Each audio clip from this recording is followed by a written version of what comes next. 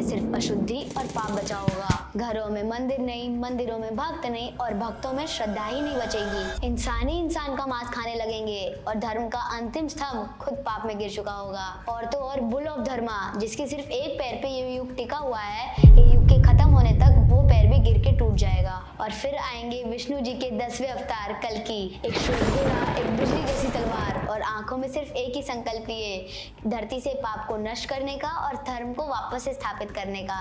ये वीडियो एक कहानी नहीं बल्कि काउंटडाउन है आपके, मेरे और समय के अंत का।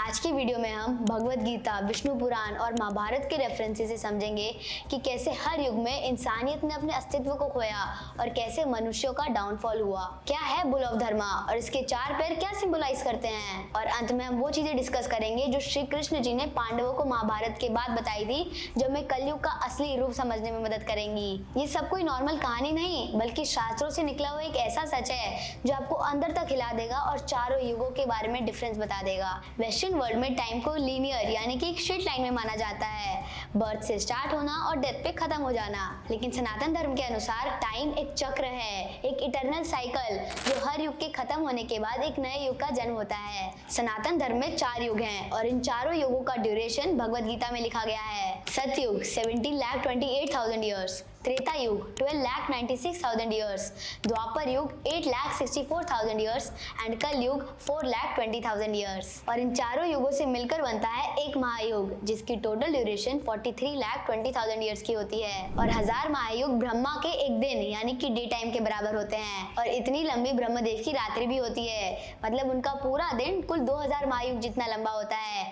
जिसे एक कल्प कहा जाता है। इसके 36,000 यानी कि 36,000 कल्प मिलके एक महाकल्प बनाते हैं, जो कि ब्रह्मदेव के पूरे जीवन को दर्शाता है। भगवतम के दशम स्कंद और पद्म पुराण में जिस प्राचीन प्रतीक का जिक्र किया गया है वो है बुल ऑफ धर्मा यानी कि धर्म का ऋषभ। ये ऋषभ यानी कि बुल एक स्पिरिचुअल मेटाफिजिकल सिंबल है जो समस्त धर्म के चारों स्तंभ को दर्शाती हैं। पहला सत्य यानी कि ट्रुथ, दूसरा तपस्या यानी कि ऑस्टेरिटी, तीसरा दया यानी कि कंपैशन और चौथा शौच यानी कि purity, internal and external both. सतयुग में ये बुल अपने चारों पैरों पर खड़ा होता है, एकदम पावरफुल, बैलेंस्ड और स्टेबल।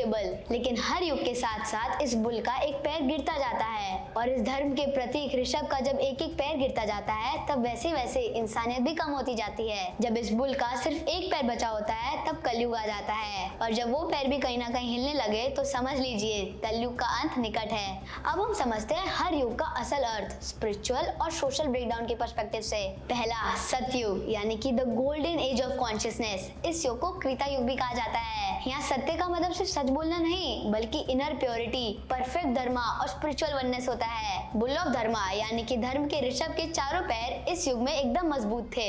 सब लोग तपस्वी थे, भगवान के समीप थे और हर कर्म उनके अंतःकरण से निकलता था बिना किसी एक्सपेक्टेशन के। लोग टेलीपैथिक कम्युनिकेशन यानी कि प्लांट से बात भी कर लेते थे और उनके जीवन का मकसद सिर्फ मोक्ष, ज्ञान और सेवा ही था। इस समय पे कोई रिलीजन ही नहीं था क्योंकि किसी की आवश्यकता ही नहीं थी। भक्ति सबके जीवन का स्वभाव बन चुकी थी। इस युग में भगवान विष्णु के 4 अवतार मत्स्य, कूर्म, वराह और नरसिम्हा प्रकट हुए थे।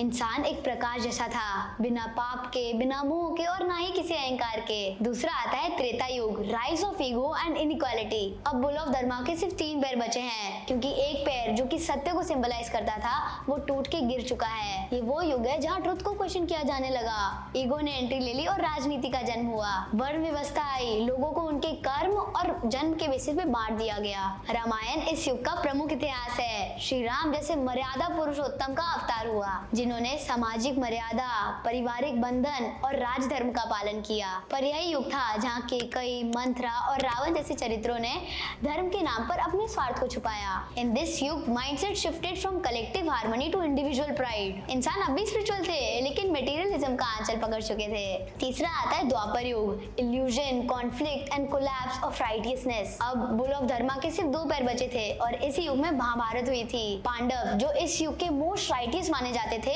उन्होंने तब डिसीजन मेकिंग में गलतियां करनी शुरू कर दी। युधिष्ठिर अपने धर्म के नाम पर जुआ खेलते थे, द्रौपदी को दांव पे लगाया जाना। इवन श्री कृष्ण जी स्वयं बैटलफील्ड पे चक्रव्यूह तोड़ते हैं because now even dharma needed manipulation to survive. Vishnu ji के अवतार श्री कृष्ण जी इस युग में आए और उन्होंने गीता का ज्ञान दिया, जिसमें उन्होंने ये तक कहा कि जब जब धर्म की हानि होती है तब तक मैं अवतार लेता हूँ। इस युग में इंसान बाहर से धार्मिक दिखते थे, लेकिन अंदर ही अंदर जीवन उनका माया से भरा हुआ था। चौथा, कलयुग, the age of masked faces and silent collapse. अब धर्म का सिर्फ एक पैर बचा है और वो भी कहीं ना कहीं संभाल रहा है। ये ऐसा युग है जहाँ सत्य से ज्यादा वायरल कंटेंट चलता है और गुरु ब्रांड बन चुके हैं और भक्ति उनका प्रोडक्ट। जहाँ लोग स्पिरिचुअलिटी को एक ट्रेंड मानते हैं और भगवान को एक इमरजेंसी बटन। बोलो धर्म अब लड़ रहा है इंसान के अंदर ही इंसानियत बचाए रखने के लिए। श्री कृष्ण जी ने महाभारत के बाद पांडवों को कलयुग के 4 प्रतीक दर्शाए थे, एक ऐसी डिवाइन लीला के रूप में जिसमें उन्होंने उन्हें अलग अलग दिशाओं में भेजा था अपने 4 तीरों को खोजने के लिए।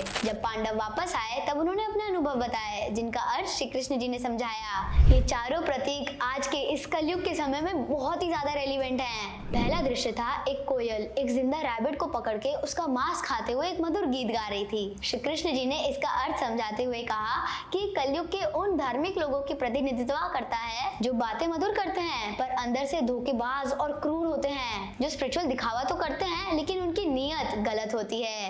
यही तो है शो ऑफ स्पिरिचुअलिटी। दूसरा दृश्य था आसपास 5 कुएं थे, 4 भरे हुए और उनके बीच में एक सूखा कुआं। श्री कृष्ण जी बोले ये समाज में बढ़ती गरीबी और अमीरी के बीच की खाई को दर्शाता है। कलयुग में पैसा अमीरों के पास ज्यादा होगा और वहीं कुछ गरीब लोग पानी की प्यास से मरेंगे। ये इकोनॉमिक इनइक्वालिटी का प्रतीक था, मतलब rich gets richer and poor stays poorer. तीसरा दृश्य था एक गाय अपने साफ सुथरे बच्चे को इतना चाट रही थी कि उसके शरीर पे घाव पड़ गए। श्री कृष्ण जी इस दृश्य के बारे में बोले कि कलयुग के उन माता पिताओं का संकेत है जो अपने बच्चों को लेके इतने ओवर प्रोटेक्टिव हो जाते हैं कि उनकी ग्रोथ ही रोक देते हैं। एक्सेस लव भी कभी कभी चोट बन जाता है।